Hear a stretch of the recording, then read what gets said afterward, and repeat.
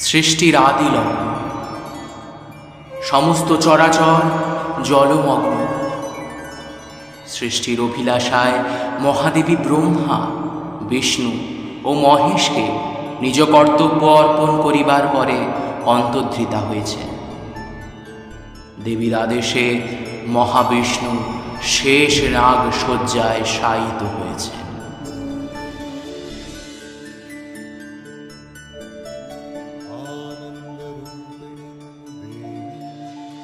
जगदानन्दकारिणी सृष्टिस्थित्यन्तरूपां तां তাহার নাভি হতে এক কমল বৃন্ত নির্গত হল।